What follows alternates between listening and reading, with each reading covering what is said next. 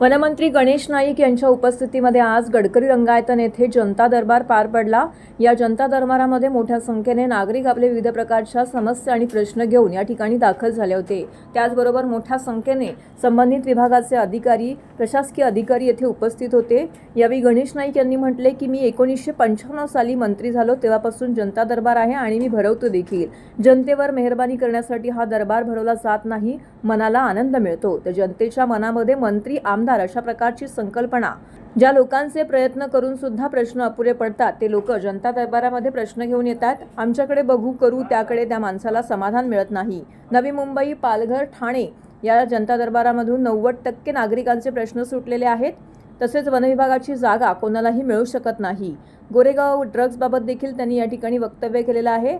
आमचे वरिष्ठ नेते आणि प्रवृत्ते याबाबत उत्तर देतील असं त्यांनी म्हटलंय। पोलीस यंत्रणा सक्रिय आहे, त्यामुळे असे गुन्हे उघडकीस येत असतात। गुन्हे दाखल झाल्यानंतर पोलीस तपास करतात, म्हणजेच यंत्रणा सक्रिय असल्याचं आपल्याला पाहायला मिळत आहे। तसेच आदित्य ठाकरे यांच्याबाबत देखील त्यांनी बोलणं टाळलंय। संजय गांधी उद्यानात जवळील वस्तीमधील बाण मारून प्राण्यांना जखमी करतात, त्यांच्यावर कारवाई करण्याची प्रक्रिया सुरू आहे। बिबट्यांचे 3 शिकार झाले हे खरं आहे। यामधील 3 जण संजय गांधी उद्यानातील पाड्यातील आहेत। वाघाची आणि बिबट्याची शिकार करणारे लोक आपल्या राज्यातील, देशातील नाही, तर याचं कनेक्शन परदेशी लोकांशी आहे असं देखील त्यांनी म्हटलेलं आहे। तर त्यांना पकडून जेरबंद करू असं देखील त्यांनी सांगितलेलं आहे। भटक्या कुत्र्याच्या अनुषंगाने ठाणे महानगरपालिकेची यंत्रणा सुरू आहे आणि त्यांची प्रक्रिया गतिमान करायला पाहिजे असं देखील त्यांनी यावेळी म्हटलंय। आता जनता दरबार भरवतो म्हणजे जनतेवर मेहरबानी करण्याकरता भरवत नाही, एक मनाला आनंद मिळण्याकरता हा जनता दरबार। जनतेच्या दरबारामध्ये मंत्री किंवा आमदार अशा प्रकारची ती संकल्पना आहे आणि लोक आपल्या व्यथा सांगण्यासाठी येतात। ज्या लोकांचे प्रयत्न करून सुद्धा प्रयत्न अपुरे पडतात ते लोक जनता दरबारात एरवी इझी सुटणारा प्रश्न घेऊन कोण जनता दरबारात येत नाही आणि मला त्या गोष्टीचा आनंद वाटतो।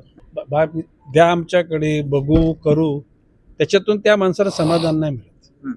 आता बाबाशी की एखादी गोष्ट जर चुकीची असेल तर त्या अधिकाऱ्याला तू चुकीचे कर असं आपण सांगणार पण चौकटीत बसून त्या गोष्टी करा अशा प्रकारचा प्रस्ताव सांगतो। आणि 19% आता नवी मुंबई, पालघर, ठाणे याच्यातलं जर ॲव्हरेज काढले तर 90% प्रश्न सुटलेले आहेत।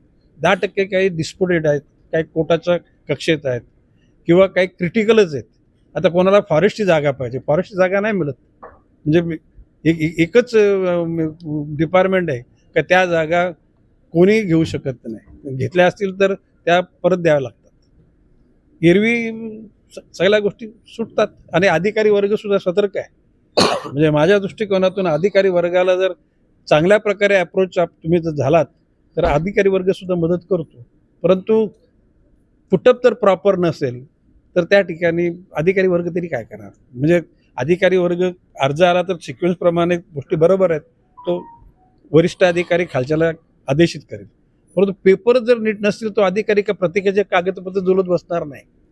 आणि म्हणून येताना जनता दरबारामध्ये समाजसेवकांनी त्या घटकांना मदत करावी आणि त्याचा प्रश्न प्रॉपर स्टाईलमध्ये तिथे पुटअप व्हावा आणि होतोय तो आता। हे बघा बाबाशी खरं म्हणजे या बाबतीमध्ये आमच्या पक्षाचे प्रवक्ते व्यवस्थितपणे उत्तर देण्यासाठी आहेत आणि गृह विभाग सुद्धा सक्षमतेने काम करते। शेवटी एखाद्या पोलीस अधिकाऱ्याच्या पोलीस त्या कक्षेमध्ये जर गुन्हे उघडकीस येतात याचा अर्थ गुंडांचं किंवा गुन्हेगारांचं प्रमाण वाढलं असं नाही, उलट ती यंत्रणा सक्रिय आहे आणि म्हणून ते गुन्हे उघडकीस येतात।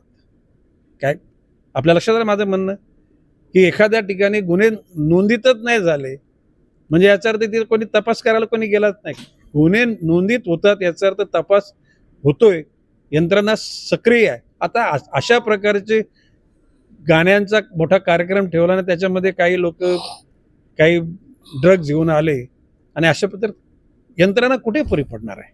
म्हणजे घडलेल्या गोष्टी वाईट ते अशा घडता कामा नयेत, किंबहुना देशामध्ये राज्यामध्ये असे ड्रग्ज निर्माणच होऊ नयेत किंवा बाहेरून ड्रग्ज येऊ नयेत, परंतु अशा ह्या इतक्या मोठ्या असं म्हणतो चोराला 1000 वाटा, काय म्हणतो आपण म्हणतो ना चोराला 1000 वाटा, चोराची घेण्याची भूमिका कधी आहे कुठल्या मार्गाने आपल्याला समजत नाही, परंतु याचा अर्थ प्रशासन आणि यंत्रणा कमकुवत आहे असं म्हणण्याचा अर्थ नाही।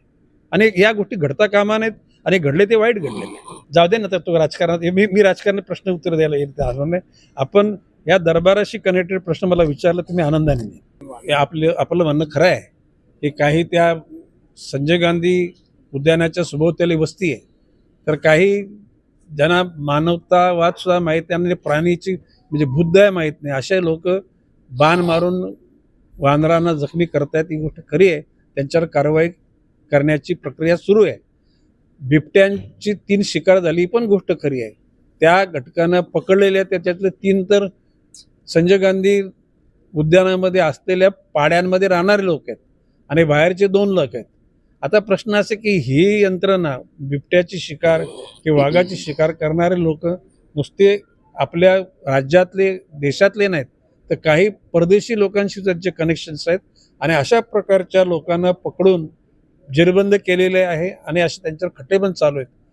वन यंत्रणा, पोलीस यंत्रणा आणि NGOज सुद्धा तुमच्यासारखे media, print media, electronic, social media सतर्क आहे आणि त्याच्यामुळे यांच्यावर वचक राहिला जातोय. नाही, बाब अशी आहे की मराठी, माझं म्हणणं आहे की रिक्षा चालवणारा नाही, महाराष्ट्रामध्ये व्यवसाय करणाऱ्या प्रत्येकाला मराठी आली पाहिजे. जर का त्याला मराठी येणार नसेल तर त्याला व्यवसायाचा परवाना देण्यात येऊ नये. बाकी एकच आहे की आता रिक्षावाल्यांचे त्यांना ते एखादा 2 महिन्याची थोडी मुदत दिली पाहिजे की बाबा 1-2 महिन्यामध्ये तुम्ही जी काम चलावं मराठी आहे तेवढी तरी शिका, म्हणजे असते नंतर. परंतु अनॉफ सडन आजच्या आजपासून तर ते अन्यायकारक होईल. पण प्रत्येक नाही, ऐकून घ्या. प्रश्न असे की प्रत्येकाला एक नोटीस दिली पाहिजे. आता ही गोष्ट करी चुका आपण पूर्वी केल्या की मराठी न येणाऱ्या लोकांना लायसन्स दिले, आपण परमिट दिले, त्यात झालेल्या चुका दुरुस्त करताना एवढ्या अनॉफ सडन कट ऑफ लगेच डेट नाही करायची. एखाद्या महिन्याची मुदत त्यांना दिली पाहिजे. किंवा ह्या महिन्याच्या कालखंडामध्ये तुम्ही जे व्यवहारिक गरजेचं आहे तेवढे तरी मराठी बोलायला शिका आणि तुम्ही शिकल्याचं सर्टिफिकेटमध्ये कोणाला ते सर्टिफिकेशन कोण करणारी यंत्रणा आहे ते पण आता म्हणजे त्या यंत्रणेने निश्चितपणे ठरवली पाहिजे आणि हा याला मराठी येते मग त्याला तुझा परवाना चालू झाला असं काहीतरी करायला लागेल ना. की अशा प्रकारच्या मनात आलं आणि लगेच लहरीनं आपण केलं हे उचित नाही असं माझं मत आहे. संधी दिली पाहिजे. उद्याला जर काय आपला मराठी माणूस उद्याला अन्य राज्यात गेला तर तिथली भाषा तरी शिकली पाहिजे आणि त्या राज्याच्या जनतेचा सन्मान आहे तो. आणि म्हणून महाराष्ट्रामध्ये माझं म्हणणं की आमच्या नवी मुंबई महापालिका आम्ही इंग्रजी माध्यम सुरू केलं, परंतु सगळ्या शाळांना मराठी सक्तीची केलेली आहे, खाजगी शाळांना सुद्धा. ज्या शाळांमध्ये मराठी विषय नसेल त्या शाळांचे आमच्या शहरामध्ये असलेलं जे अस्तित्व आहे ते अडचणीत निश्चितपणे येईल.